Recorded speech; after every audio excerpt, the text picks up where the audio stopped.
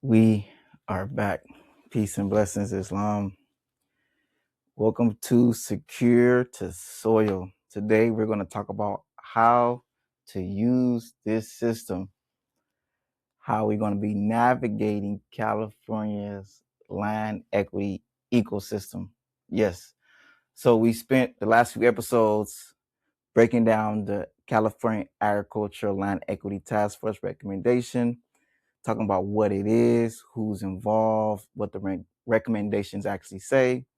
But today we're going to do something a little bit different, like I've been talking about before.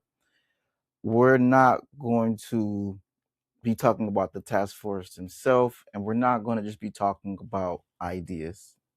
All right, we are going to talk about the system around some of these ideas. Right, the reality is that the work doesn't live only on the report.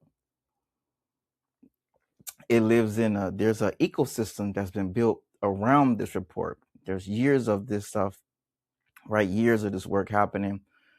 There's so much initiatives, there's so much history, there's so much happening. So many people put their energy into these type of ideas and concepts, and are really making sure that our people have access to land.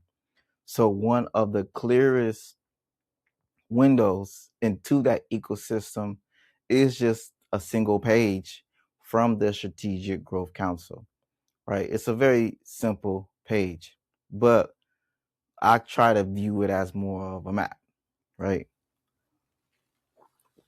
So that's what we're going to be talking about today. We're going to be going through this map. So if you've been following this series, right, you know that the task force, they created recommendations. And now those recommendations, they are meant to help to shape policy. That policy is meant to help unlock funding, help unlock land, help unlock opportunity. So we talked to some people behind it. We've talked about different vision. We've broken down the vision. And now, the next step and the next question is, where does all of this actually live? So where do you go if you want to move from, understanding what's going on to actually, activating, actualizing this? So I'm going to start and share my screen. And from that, I'll go through the Strategic Growth Council and then what it actually looks like. And you're going to see, an overview, basically, right? You're going to see some links to different things, a couple of resources, and, you'll just kind of see essentially the whole ecosystem, right? You'll see different references, but I want to shift you how you see this, right? Because this is not just random information. This is, from my vantage point, it's real infrastructure. And when you see how this initiative, how you see it from an overview, it's not just, a description, right? This is the state and all of its nuances and the work that advocates and stakeholders have done to help to prioritize this information. And there's a lot of links to the task force, right? It's a lot of background, right? And from my vantage point, there's a bridge between policy and implementation. And when you see these resources and you see these program references, and it's not just simple support, this is where you can start to see how programs, how funding, and how policy, how it all connects. So when you were going through looking at the stakeholders, right, or that type of material, right, it's not just us acknowledging something. This is a signal of who's actually in the ecosystem, who's helping to shape it. So from my vantage point, instead of asking yourself, quote unquote, what is this page say, you could be asking yourself, what does this page allow me to do? Right? So it's not always easy to access, this system. This system is very nuanced, it's very real. There is a major gap. Let me be very honest and very clear. And it's very complex. And from my experience, from being, in these rooms for years and being a part of these conversations, I do truly believe that it's really not a lack of resources, that it is more of a lack of the accessibility to those resources, right? We have different grants and we have loans, but a lot of times it's not really clear, honestly. And we have different land programs that are tied to restrictions like easements, and we have funding that moves very slow, especially when it comes to land transactions, like we was talking about with Nelson. And even within these advocacy spaces, people are still actively trying to figure it out. Like, this is a ongoing process, honestly, you know, like, what should be a grant, right? What should be a loan? How do we make sure land actually gets to farmers and land stewards? These are real questions, right? And these aren't just theoretical questions. These are real active conversations that are continuing to happen, right? There's so many coalitions. There's so many policy spaces. And it leads us with the question of, like, so what happens? And with that, you end up with a system that, yeah, it exists, but functionally it still feels out of reach for most people. Just being honest. So we're trying to navigate this big disconnect. And there are many issues, but I think this is a core issue, that there's really a disconnect between three different groups, right? You have the policymakers on one hand, you have the land stewards on the other hand, and then you have the general public. And from what I see, the way policymakers communicate is through legislation. Like, that's how they speak, right? They create funding structures, they create program designs, they create things like that, right? Now you have, structure, organization, but you have land stewards who speak in, real practice, honestly, and speak in survival mode and speak in implementation, right? How do we actually get this done? And, us, the general public, like, we're trying to figure out, how do I even get involved? And I think that this page, it kind of sits in the middle of that disconnect, the task force page that I'm going to go to. So I'm just kind of prefacing, I think it helps to connect a lot of different things. I think that was, kind of the mindset behind it, right? But also, I understand that for most people, general public, it doesn't fully translate.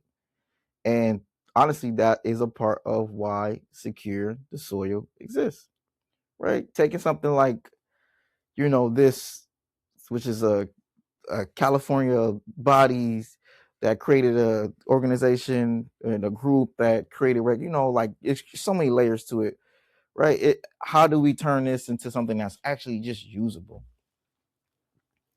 Honestly, man. So, I'm gonna be honest, like, there is no single pathway into land access. There's really multiple pathways, right? Especially from what I've been showing and what I will continue to show, right? We have Ujamaa Farmer Collective. They have created their own model of collective ownership, starting from grassroots organizing and advocacy, and then funding alignment. You have, Allensworth Progressive Association, which started, with land and building a city, building a community, and now they're tapped into training and actually institutional development. and actually doing something at scale. You still have community gardens, which is how I got started, right? Which is real grassroots, right? Early entry points that you can scale over time. And those are just a few examples, right? And these didn't really come out of nowhere, right? They came from people who have been learning how to move through different systems, and examples of those systems are what we're going to be looking at today.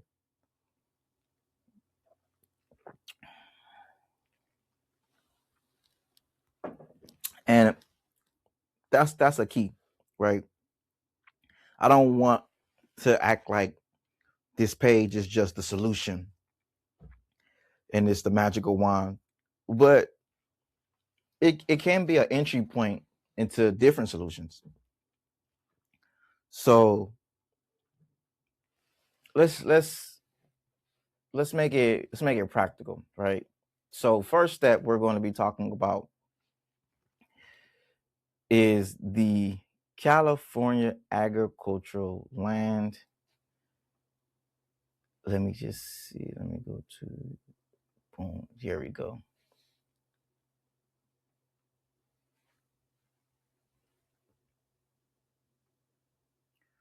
So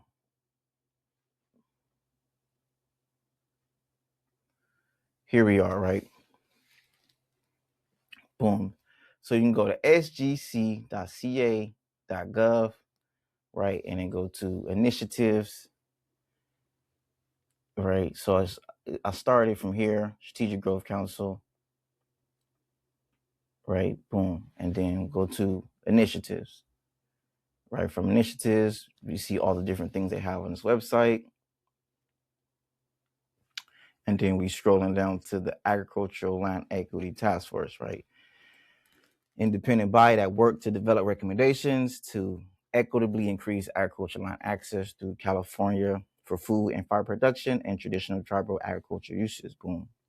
So then you click on that. Right now, got a brief little summary, right? Boom. That you can go actually look at all the meetings, they have different languages. You can look at the actual reports. And then you can take a look at all the members. So once again, we already clicked on the report. We already know that. They also have a summary for the report. If you just kind of want to get a general gist, which I've already read, 16 pages. Then they also have all the meetings. So let's say you you want to take a deep dive. You really want to, really see just how it started. So they have meetings all the way from from the beginning of October 11th, 2023. I remember that day. We actually went to Sacramento for it, so right, you can take a look at all that. You can sign up to get more information. They have different languages, like I said, right? So they have different aspects of, how you can tap into local governments, right? This is for local government, which I think is pretty cool. Like they have one where, if let's say you got a town or you run in a city, things of that nature. This is how you can access this information. Then they got one, of course, for much respect. This is recommendations for the tribes and tribal serving organizations as far as, how they think that, how this applies to them, right?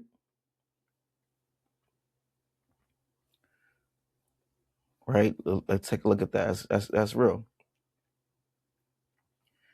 Right. And then you got, Korean, different summary recommendations for funding needs, right? These are recommendations specifically for funding.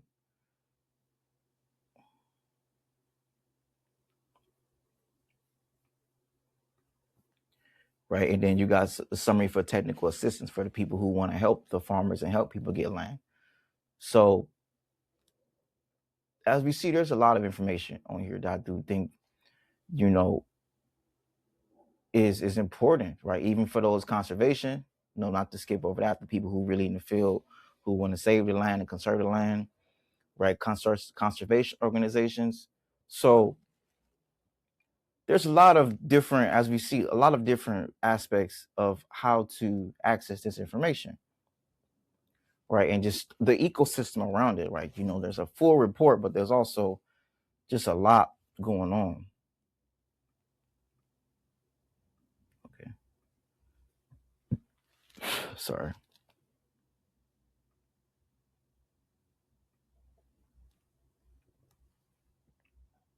I know it's out the way, but I want to see.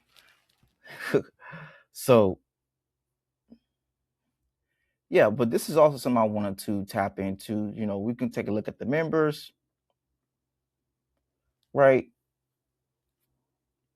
Take most respect to all of them. Independent, 13 people independent all across California, right? Darlene Franco, Dorian Robinson, Doria Payan, Emily Bergiano, Irene De Hua, James Nakahara, Lawrence Harlan, Leah Schwartzman, Nathaniel Brown, Nelson Hawkins, Ruth Dalquist Willard, Thea Rittenhouse, Qui Zhao. And also you can take a look on, click on there. Everybody got some information, some insight, little bio, things of that nature. Just kind of get an idea, get a feel for who these people are, things of that nature. If you ever want to reach out or you have any questions, their information is, I don't know about their personal information, but they're here, where they at, what they represent, so you can just get an idea of who these people are, right? Also, I like this one, insights from community engagement, right? There's a lot of different summaries. Once again, I think summaries are important. As we see, they traveled a lot, talked to a lot of people, right? They created a survey. They had different speakers come out and talk on their perspective. So I do think that this is a lot. It's good information, good insight. If people kind of want to take a deep dive, which I'm gonna strongly recommend, is for those who are saying they want to tap into accessing agricultural land and being part of this solution. There's a lot of insight, a lot of information, a lot of summaries. Once again, a lot of summaries. The Strategic Growth Council really documented, a real in-depth history of these couple years. And this is another one I really want to tap into, which is different reports and recommendations. This is a full. Okay, yeah. Chill out. So this right here, I do think is very important. That I want to spend some time with. This is a spreadsheet of different reports and recommendations on this same topic of agricultural land access and equity, right? So once again, for those who really want to take a deep dive, and those who want to, say, okay, how do I, support, and anybody who knows me, I have a framework of how I do anything, which is education, innovation, implementation, and how I utilize AI. So this is the first start from my vantage point is as you read the report, like look at the history, look at really, the work that's been done as far as letting what's already was created. Sustainable Economy Law Center already created a report. We have all these reports already of just like, come on, the state of gender equity in U.S. agriculture, USDA Equity Commission final report. Once again, come on, I'm gonna keep scrolling, right? So yeah, like it's a lot of information.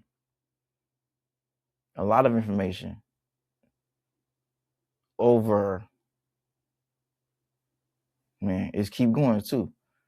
Look it, come on. It's like over 63 reports, recommendations with a detail of what this is, a summary of each thing. That's for those who just want to, educate and inform themselves on this topic. There's a lot of insight and information that's right here that you can take it upon yourself to read, to educate yourself, to inform yourself, to as you want to learn strategies, as you want to support farmers, as you want to be prepared for the Great Reset. There's so much insight and work that's already been, laid in front of you. Um, also there's a whole another resource list of land access and equity programs that already exist. Come on now. As far as like, what type of entity is, where it is, how they support, the name and the link to the name. You can click on them, boom, right? So, and once again, I have already began the process of reaching out to as many of these organizations, because some of these are just USDA. So that's nuance as far as talking with the USDA, things of that nature. But I have already started the process of reaching out to these organizations and these programs, and maybe people who work in these departments and people working in these offices, to see if they would like to come on the show and discuss more about these programs, excuse me, and more insight. I do think it's important. That's the purpose of Secure the Soil. Like, there's so much information and insight, but it's one thing to just read it, but it's another thing to to pull out, to get more game and more bars, and more understanding from the people who are behind these programs, especially people like the People's Land Fund, who have already supported me in my land steward journey years ago, who was very supportive and helpful, things of that nature. I've already started the process of, like I said, we're going to start reaching out. We're going to try to get them on the show. We're going to try to see, just how we can get more insight from them. So once again, there's public comments and written communication guides. There's your email. Like I said, let's be honest, like, there's a lot of information here, along with the report, which is, imperative, that we'll be going into. I wanted to start with just looking at the ecosystem and looking at just how much is already came before these recommendations, So let me go back.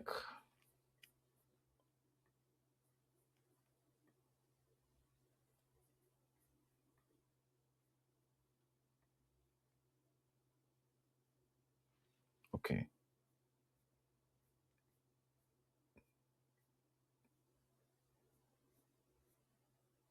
So yeah. Give me 1 second.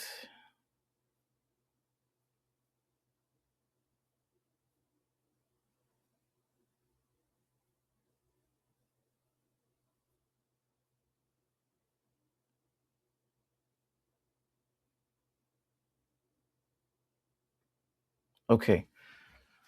So now let's make this practical, right? Now, if you're listening to this, you're probably thinking, how do you actually use this page and this information? Oh man.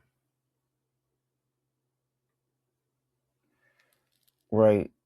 And I think step one is just really asking yourself, and did identify your entry point. Ask yourself, are you trying to learn? Are you trying to access land?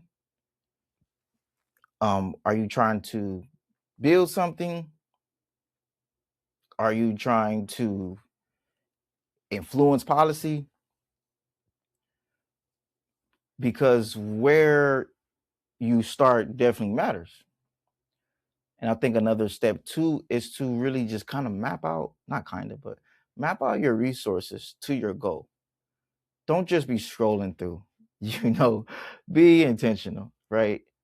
I think that's a really key step. If you're looking for funding, then look at different programs. If you need to educate yourself, then find the partners and organizations. If you are looking specifically for land and you identify as a collective, and find different pathways, right? And I think that another step is to really plug into the ecosystem. Like, this is where most people stop. From what I see, it's like it's one thing to read it, but how do you connect? How do you join coalitions? How do you reach out to organizations, right? How do you show up in these spaces where this work is being done, right? Where this work is actively happening.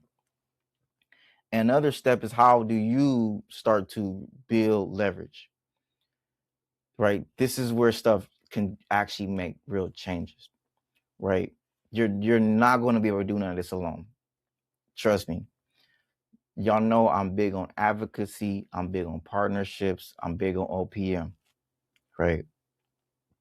And I'm also really big on technology, because from my vantage point, the truth is the truth, man. That this system, as we see, it's not built for individuals. It's built for networks. It is. So I think it's time for me to offer my insight. I think, from what I see, this is what I think people can miss. That this page, I don't think it can be meant to be something that you passively consume. I do think it's a working tool. It tells you where the state is focusing their attention when it comes to this energy. It tells you how the task force work is being organized, what kinds of resources are part of this conversation, and where opportunity may be opening up. And if you can understand, all this stuff, then don't look at it as just a website. I think we need to, I think I'll recommend that we look at, like I said, like a map of power, of land, of resources, right? And this is moving in real time. It really is. It really is. Now, I think it's time for for us to step up. Honestly, I've been making these episodes, and I've been getting a lot of good feedback, but I do want to continue to let it be known that, like, this is serious to me. um I think if you've been listening to the show and you've been moved by some of these stories, and you're learning something, and this policy analysis, right, this different history I'm talking about, the vision behind this work, I want to speak directly to you, like, for real. Like, I think that this is bigger than a podcast. For me, that, like, we're talking about creating a platform, creating a bridge, right? Austere's bridge. This is the media of Austere's bridge, right? And bridges are only useful when people help to build them, and when people walk and use them. So once again, if you are an organization who is working in food justice, who's working in land access, who's working in agricultural equity, who's working in BIPOC land return, who's working in indigenous sovereignty, who's also working in rural development, and for all you policymakers / advocates, right? This is for you. Like, there is room here. Pull up. If your work is touching any part of this ecosystem, this show can help translate it.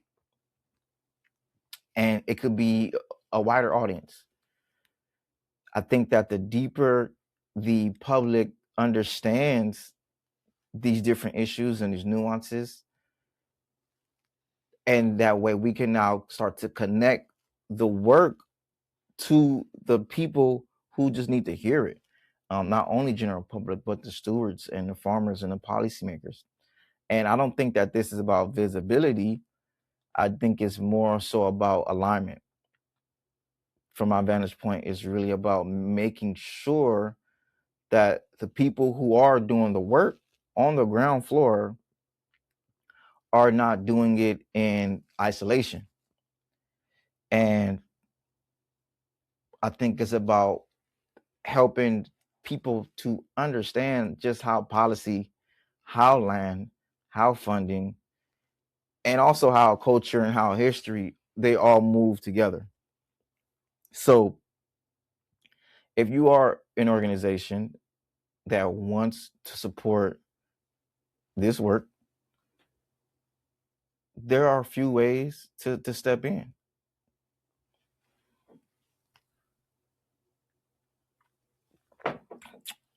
Now, yes, you can definitely sponsor an episode. You can help to, underwrite some series, some concepts. You can help support production. So that way these conversations can stay at a high level. That way they can stay thoughtful. That way they can stay consistent. And that way they can stay accessible. I think that you can help with fun reporting. You can help with storytelling. You can help with research. You can help with travel. And that way this show can keep reaching the communities and reaching the leaders as well. Because there are a lot of leaders who are shaping the future of our food system and the future of land on a state level. And also, if you're a guest who, you have some expertise, you have some lived experience, or you just got a story to tell, I definitely want to invite you. And, let's have a conversation. I think this show is definitely for organizers. It's for land stewards. It's for policymakers, right? And for policy thinkers. But it's also for just the cultural workers, just the everyday people. We have ideas, we have a voice, right? It's for educators. It's for people who have spent years building something and actively being involved in these spaces, and also for people who aren't in these spaces who can feel unseen. For those who have insight into land equity, into food systems, into cooperative models, excuse me, for those who have insight into rural innovation, into public policy, into land stewardship, Black land stewardship, Hispanic land stewardship, Asian land stewardship, et cetera, right? Indigenous foodways, right? Or just simple community-based solutions. I definitely want to hear from you. Because the point of this show is not to just be up here talking. It's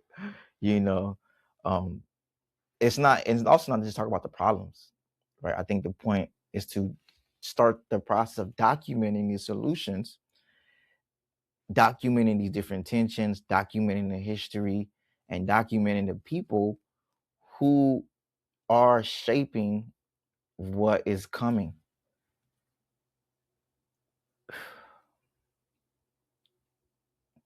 And to you funders and you philanthropists listening, I know y'all listening, right? This is your opportunity as well. This is your opportunity to invest into a narrative infrastructure. There is a lot of important work that really fails to scale, not just because the ideas are weak, but because the storytelling is weak. Honestly, man. Like, I'm from LA. The public doesn't always understand what's at stake. Decision makers don't always hear from the people closest to the issues.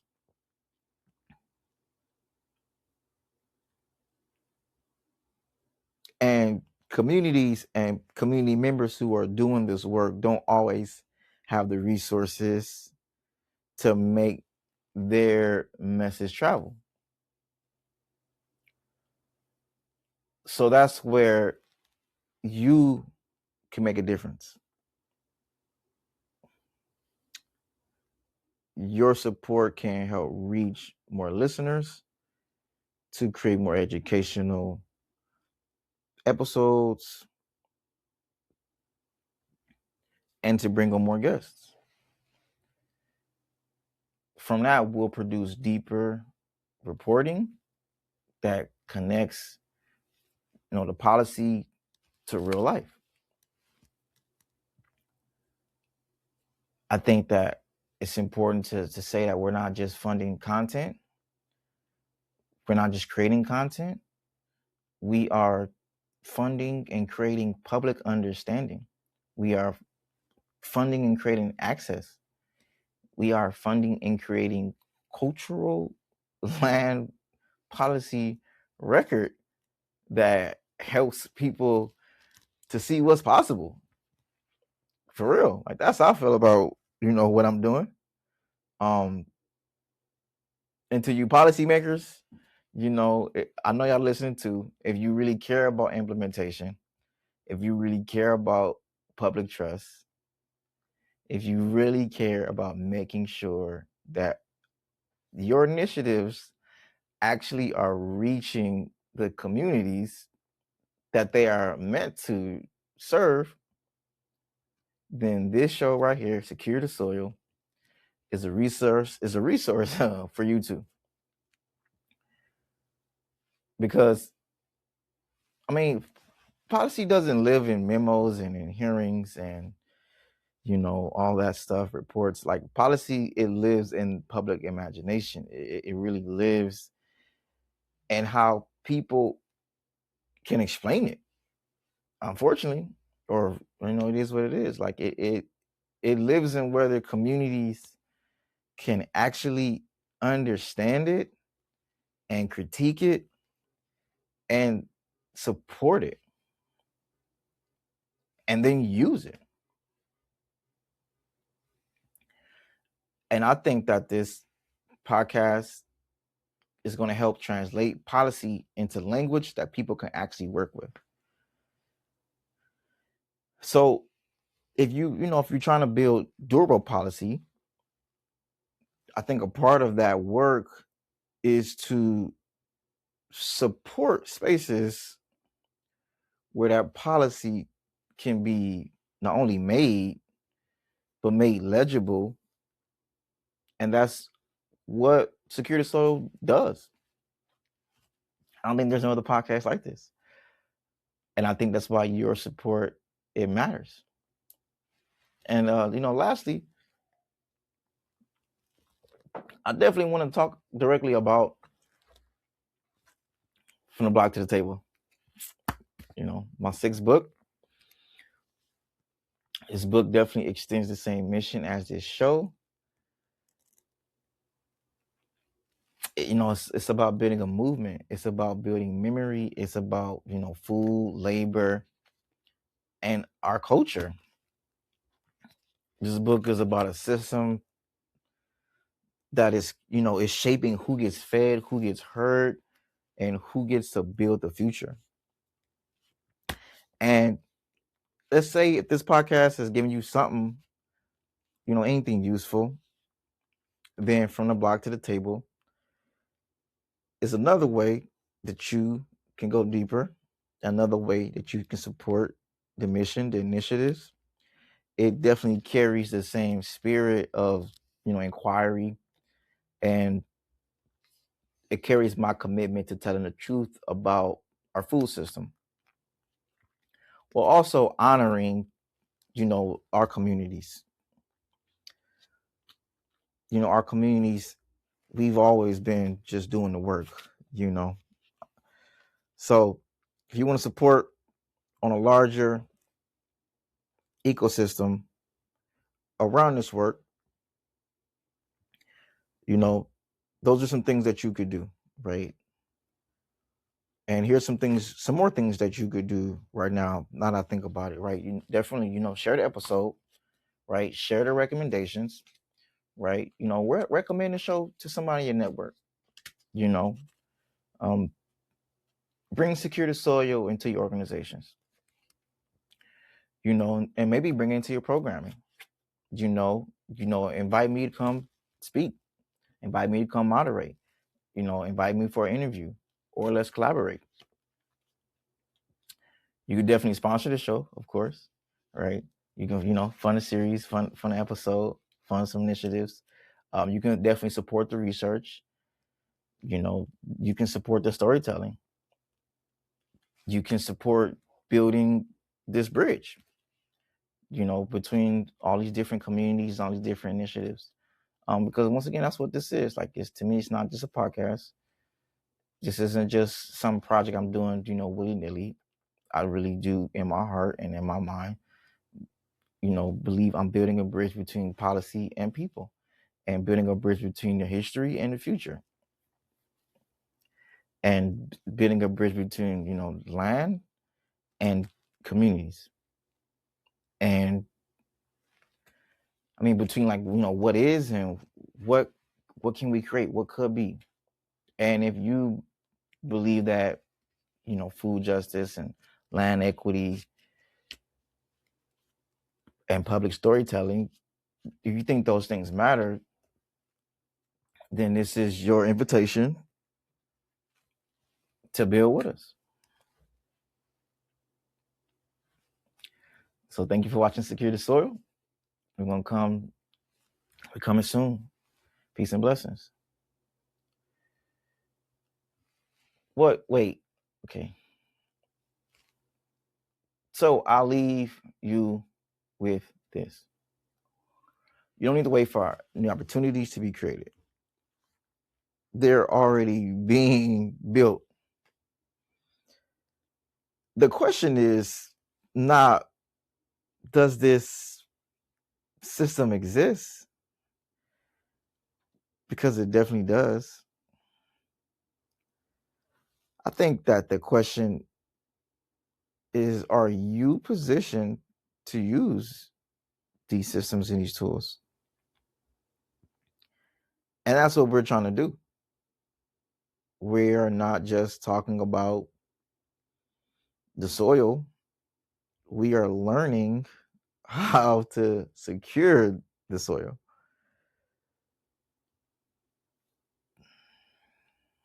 So peace and blessings. Catch you next time.